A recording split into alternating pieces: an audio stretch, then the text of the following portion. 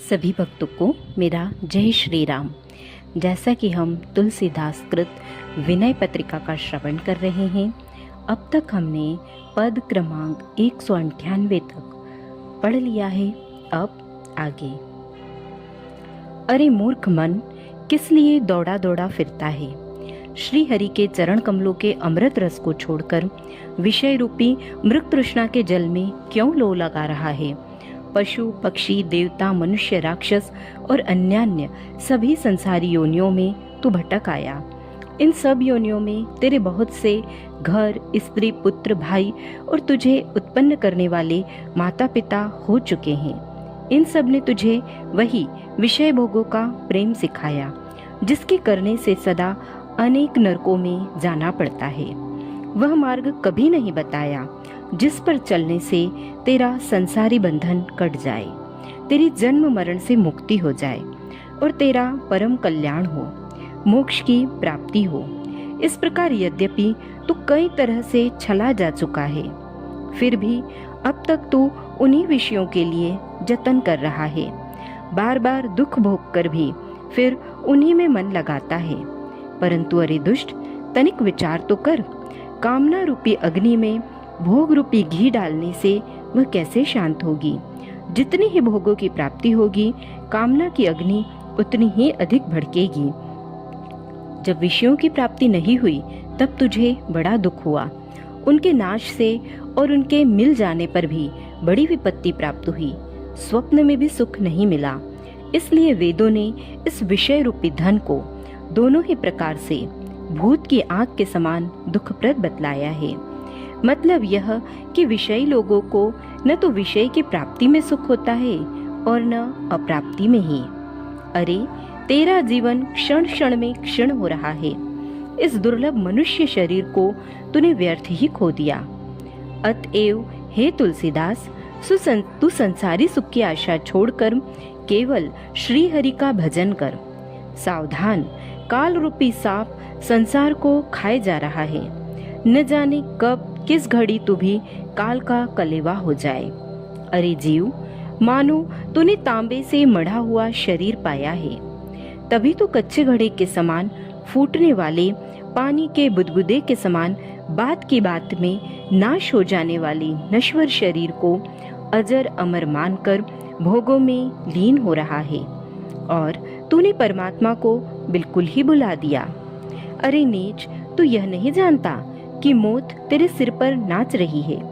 पृथ्वी, स्त्री, धन, मकान, मित्र और पुत्र को किसने नहीं अपनाया, किंतु आज तक ये किसके हुए?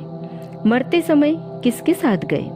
इन सब के प्रेम में केवल कपट भरा है। जिन राजाओं ने दुनिया भर को जीतकर यमराज को भी कैद कर अपने अधीन कर लिया था, उनका भी काल ने जब एक दिन कलेवा कर डाला, तब तेरी तो गिनती ही क्या है? विचार कर देख, सच्चा सार क्या है और वेदों ने निश्चय रूप से क्या कहा है। हे तुलसी, यह समझकर अब भी तू उस श्री राम को नहीं बचता जिसमें श्री शिव जी ने अपना मन लगा रखा है। मनुष्य शरीर पाने से क्या लाभ हुआ, जबकि वह कभी स्वप्न में भी मन, वाणी और शरीर से दूसरे के काम नहीं आया। विषय संबंधी जो सुख स्वर्ग, नरक, घर और वन में बिना ही बुलाए आपसे आप आ जाता है, उस सुख के लिए अरे मन, तू अनेक प्रकार के उपाय कर रहा है, समझाने पर भी नहीं समझता। हे मूढ़, तूने अज्ञान के वश होकर पराई स्त्री के लिए और दूसरों से वेर करने के लिए मनमाने आचरण किए। गर्भ में महान दुख, दारुण कष्ट और विपत्ति भोगी थी, उसे भूल गया? यह नहीं सोचा कि इन मनमाने कुकर्मों से फिर वही गर्भवास के दुख भोगने पड़ेंगे। डर, नींद, मैथुन और भोजन आदि तो संसार में जन्म लेने वाले सभी जीवों में एक से हैं, परंतु तूने तो देवताओं को भी दुर्लभ मनुष्य शरीर को पाकर उससे भी भगवान का भजन नहीं किया और अहंकार और घमंड में उसे खो दिया। जिनकी मेरे तेरे की भेद बुद्धि नष्ट नहीं हुई और शुद्ध अंतःकरण से जिन्होंने श्री राम में चित्त को लीन नहीं किया, उन्हें हे तुलसीदास, ऐसा यह मनुष्य शरीर का सुअवसर निकल जाने पर फिर पछताने से क्या मिलेगा। इसलिए चेत कर अभी भगवान के भजन में लग जाना चाहिए। तूने मनुष्य शरीर धारण कर कौन सा कार्य सिद्ध किया? जो परोपकार वेदों का सार है उसे तूने भूल कर भी नहीं विचारा। यह संसार रूपी वृक्ष जिसकी द्वैत अर्थात भेद बुद्धि जड़ है, जिसमें भय रूपी कांटे हैं और दुख जिसका फल है, हटाने पर भी नहीं हटता, क्योंकि जब तक इसकी द्वैत रूपी अज्ञान की जड़ नहीं कटती तब तक इसका हटना असंभव है।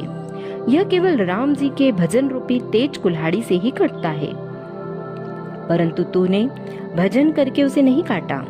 संशय अज्ञान रूपी समुद्र से पार जाने के लिए राम नाम नौका रूप है, सो उसका सेवन कर तूने अपने आत्मा को नहीं तारा। अनेक जन्म तक ज्ञानहीन रहकर बहुत सी योनियों में घूमता हुआ भी तू अब तक नहीं थका। दूसरों की सहज संपत्ति देखकर द्वेष रूपी अग्नि में मन को जलाता रहा। हाय, उसके धन का नाश क्यों नहीं होता? इसी द्वेषाग्नि से जलता रहा। शम दम दया और दीनों का पालन करते हुए हृदय को शांत कर भगवान का स्मरण नहीं किया। तूने मन से, कर्म से और वचन से अपने सच्चे स्वामी, गुरु, पिता और मित्र उन श्री रघुनाथ जी को भुला दिया। हे तुलसीदास, अब तो यही आशा है कि जिसने जटायु गिद्ध को उतार दिया था वही तुझे भी अपनी शरण में रखेंगे। हे मन, तू अभिमान छोड़कर भगवत रूपी श्री गुरु के चरणारविंदों का भजन कर, जिनकी सेवा करने से आनंद गंध भगवान श्री हरि की प्राप्ति हो जाती है। जैसे प्रतिपदा पक्ष में सबसे पहला दिन है, उसी प्रकार सर्व साधनों में प्रथम प्रेम है। प्रेम के बिना श्री राम जी का मिलना बहुत दूर की बात है। यद्यपि वे बहुत ही निकट सबके हृदय में ही पूर्ण रूप से निवास करते हैं। धीर भाव से, अचंचल चित्त से द्वितीया के समान दूसरा साधन यह है कि द्वैत बुद्धि, ईश्वर और जीव में भेद बुद्धि छोड़कर समदृष्टि से समस्त पृथ्वी मंडल में निश्चिंत होकर विचरण करना चाहिए। मोह, माया और घमंड से रहित हृदय में सदा श्री रघुनाथ जी निवास करते हैं। तृतीया के समान तीसरा उपाय यह है कि परम पुरुष लक्ष्मीकांत श्री मुकुंद भगवान तीनों गुणों से परे हैं। अतएव सत्व, रज और तम त्रिगुणमयी प्रकृति का त्याग कर देना चाहिए। ऐसा किए बिना परमानंद की प्राप्ति दुर्लभ है। जब तक पुरुष प्रकृति में स्थित है तभी तक वह जीव है और तभी तक सुख दुख का भोगता है। इस प्रकृति में से निकलकर स्वरत परमात्मा रूपी स्वरूप में स्थित होने से ही मोक्ष रूपी परमानंद मिलता है। चतुर्थी के समान भगवत प्राप्ति का चौथा साधन यह है कि बुद्धि, मन, चित्त और अहंकार, इनके समुदाय रूप अंतःकरण का त्याग कर देना चाहिए। जब तक शरीर है तब तक अंतःकरण तो रहेगा ही। इसके त्याग का अर्थ यही है कि इसके साथ जो तादात्म्य हो रहा है उसे त्याग कर इसका दृष्टा बना जाए, अथवा इसे भगवान के अर्पण करके इसके द्वारा केवल भगवत संबंधी कार्य ही करे। ऐसा करने से निर्मल विवेक का उदय होगा।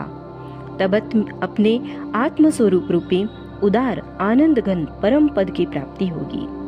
पंचमी के अनुसार पांचवा साधन यह है कि स्पर्श, रस, रूप, गंध और रूप, इन पांचों इंद्रियों के विषयों के कहने में अर्थात इनके अधीन होकर न चलना चाहिए, क्योंकि इनके वश होने से जीव को संसार रूपी अंधेरे गहरे कुएं में गिरना पड़ेगा, जन्म मृत्यु के चक्र में पड़ना होगा।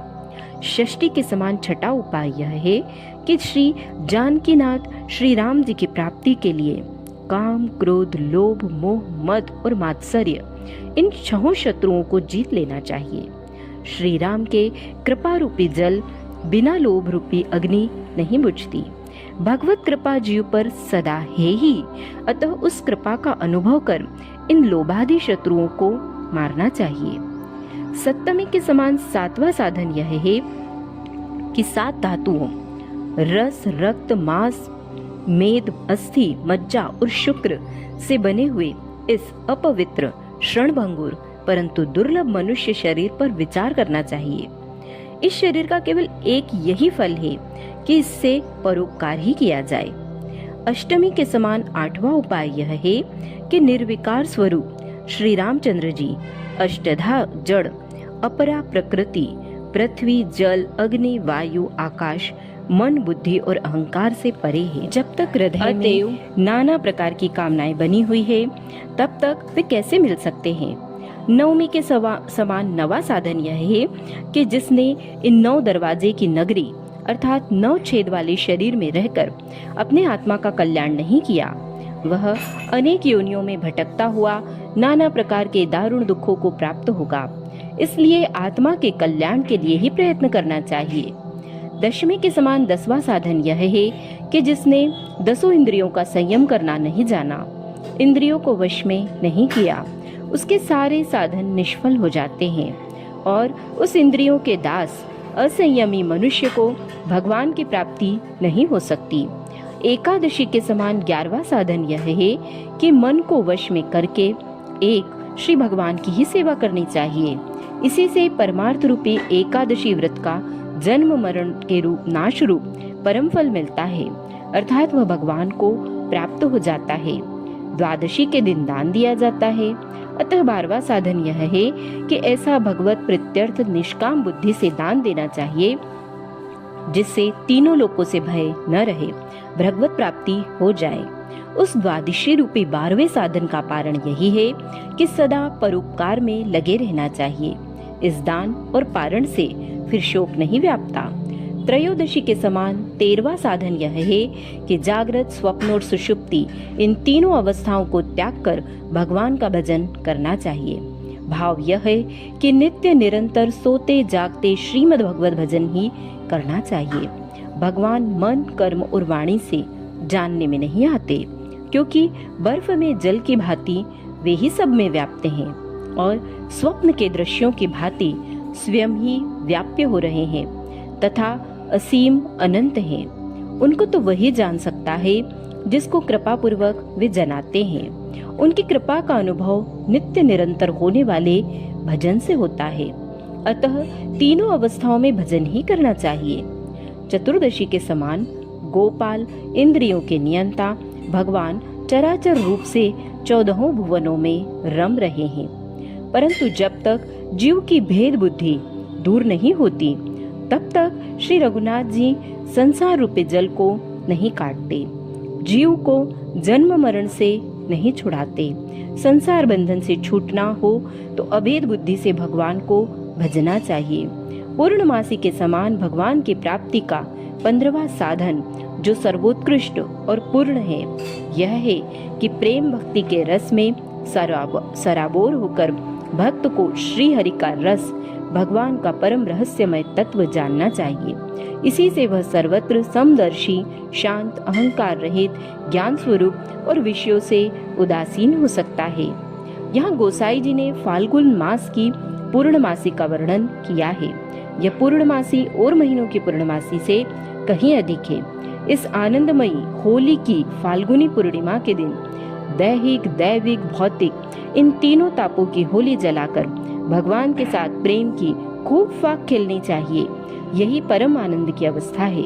यदि तू इस परमानंद की इच्छा करता है तो इसी मार्ग पर चल, इन्हीं साधनों में लग जा। वेद पुराण और विद्वानों का यही एक मत है कि भगवान की लीलाओं का गान ही होली के गीत हैं। खूब हरि कीर्तन करना चाहिए। इन सब साधनों पर विचार करके संसार सागर से तर जाना चाहिए। फिर कभी भूल कर भी यमलोक में ले जाने वाली विषयों की धारा में नहीं पड़ना चाहिए। सारे संदेहों के नाश करने वाले, दुखों के दूर करने वाले, सुख के निधान केवल एक श्री हरि ही हैं। चाहे जितने ही उपाय कर लो, संतों की कृपा के बिना वे नहीं मिल सकते। अतः संत कृपा ही सर्व साधनों में प्रधान है। संसार रूपी समुद्र से तरने के लिए संतों के पवित्र चरण ही नौका है। हे तुलसीदास, इस नौका पर चढ़कर अर्थात संतों के चरणों की सेवा करने से दुखों के नाश करने वाले श्री रामचंद्र जी बिना ही परिश्रम के मिल जाएंगे। जो यह मन श्री रामचंद्र जी के चरणों में वैसे ही लग जाए जैसे कि यह बिना ही किसी प्रयत्न के स्वभाव से ही शरीर, घर, पुत्र, धन और स्त्री में मग्न हो जाता है, तो वह द्वंद्वों, सुख दुख आदि से रहित हो जाए, उसका अभिमान दूर हो जाए, वह ज्ञान में तल्लीन हो जाए और विषयों से वैसे ही विरक्त हो जाए जैसे कि पीतल या तांबा रागा मिली हुई धातु के बर्तन में रखी हुई नाना प्रकार की खटाइयों से उनके कड़वी हो जाने के कारण मन हट जाता है। ऐसे अधिकारी भक्त पर आनंद घन चतुर शिरोमणि कौशलनाथ भगवान श्री रामचंद्र जी प्रसन्न होकर क्यों न उसके अधीन हो जाएं। जो जीव भगवत चरणारविंदों में इस प्रकार प्रेम करेगा, वह महापुरुष ही सब प्राणियों के हित में संलग्न निर्विकार चित्त वाला एक रस भक्ति प्रेम और भगवतीय नियमों में दृढ़ होता है। परंतु हे तुलसीदास, यह दशा तभी प्राप्त होती है जब रावण के मारने वाले स्वामी श्री राम जी प्रसन्न होकर कृपा करते हैं। हे मन, यदि तू भगवत रूपी कल्प वृक्ष का सेवन करना चाहता है तो विषयों के विकार को छोड़कर सार रूप श्री राम नाम का भजन कर, और जो मैं कहता हूँ उसे अब भी कर, अभी तक कुछ बिगड़ा नहीं। समता, संतोष, निर्मल विवेक और सत्संग, इन चारों को दृढ़ता पूर्वक धारण कर काम, क्रोध, लोभ, मोह, अभिमान एवं राग और द्वेष को बिल्कुल ही छोड़ दे। इसका लेश मात्र भी न रहे।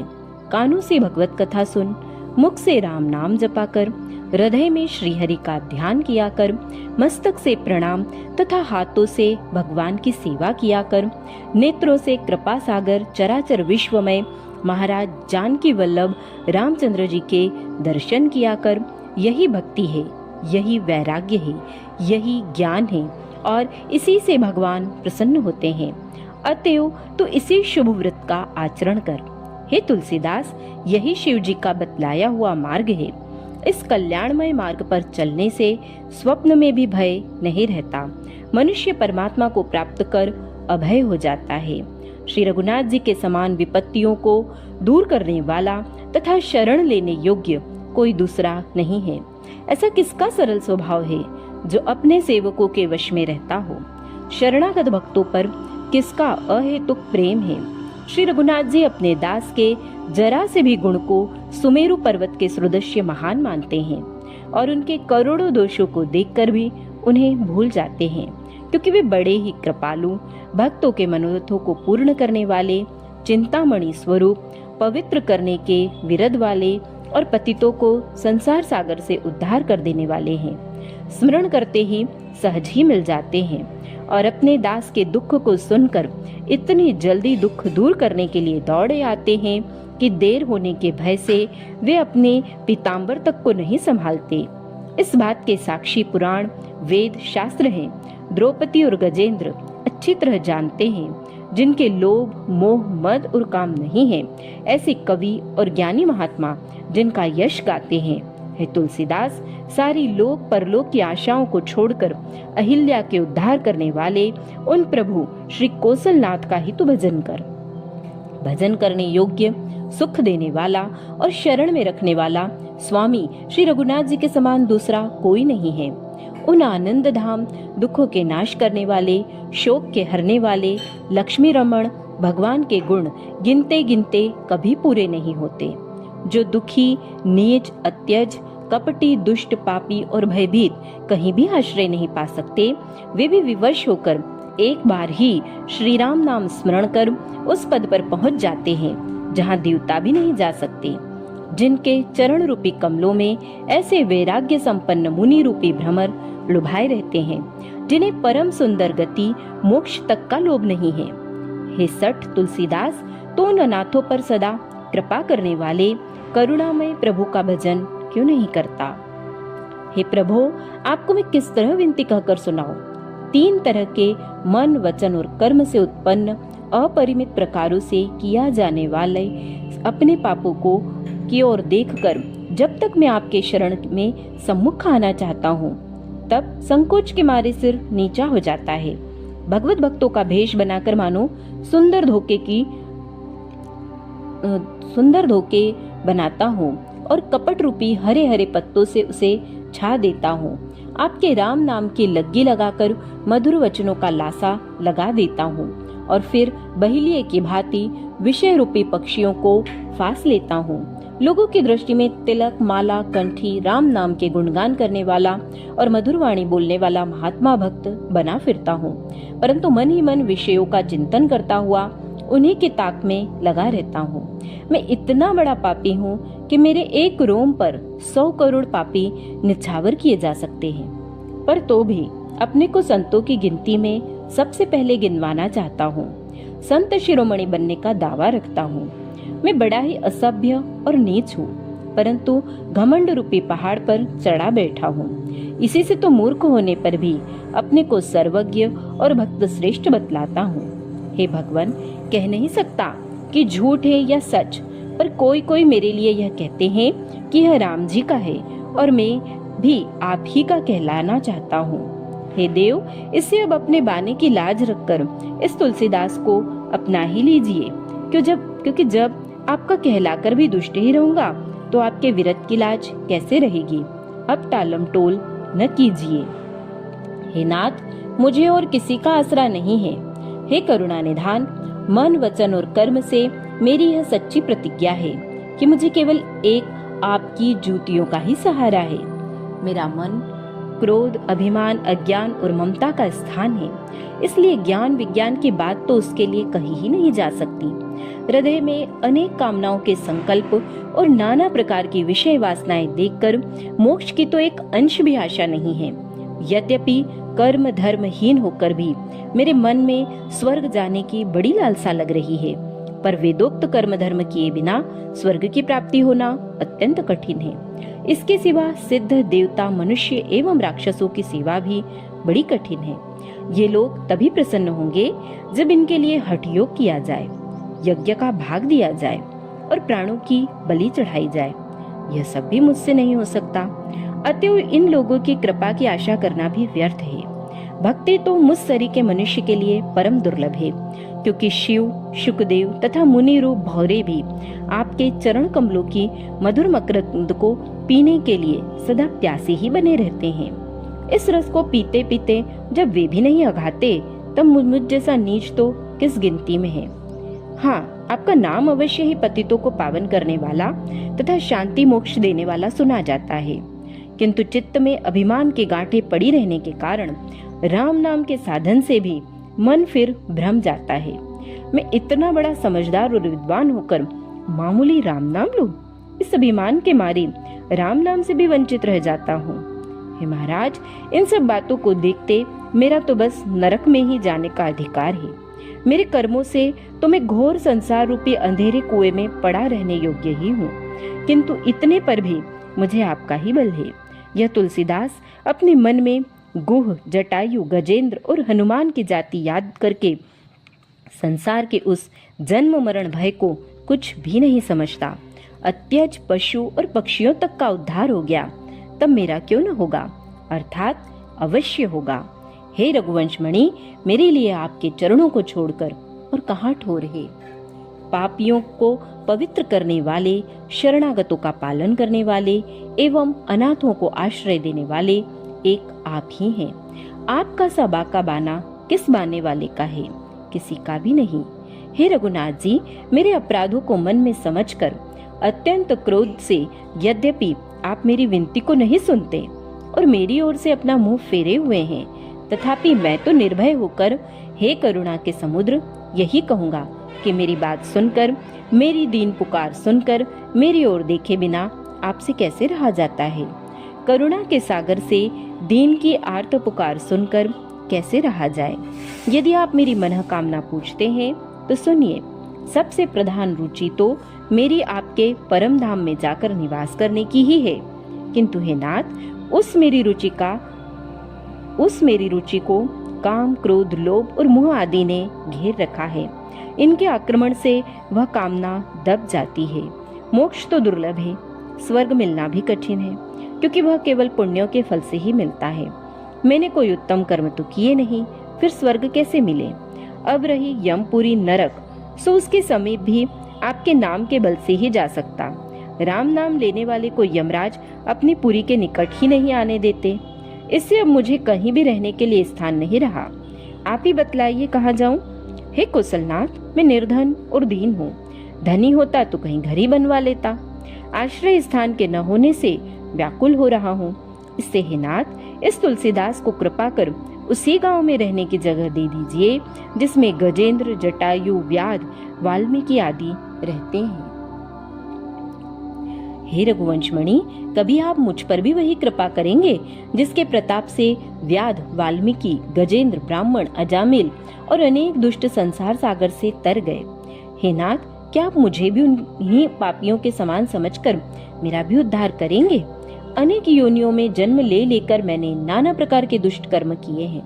आप मेरे नीच आचरणों की बात तो हृदय में न लाएंगे। हे दीनों का हित करने वाले, क्या आप किसी से भी न जीते जाने, सबके मन की बात जानने, सब कुछ करने में समर्थ होने और शरणागतों की रक्षा करने आदि अपने गुणों का कोमल स्वभाव से अनुसरण करेंगे?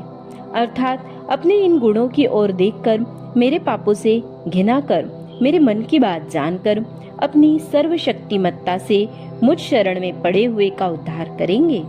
मेरे हृदय में अज्ञान, अहंकार, मान, काम आदि दुष्टों की जो मंडली बस रही है, उसे परिवार सहित समूल नष्ट करके क्या आप मेरे असह्य दुखों को दूर करेंगे?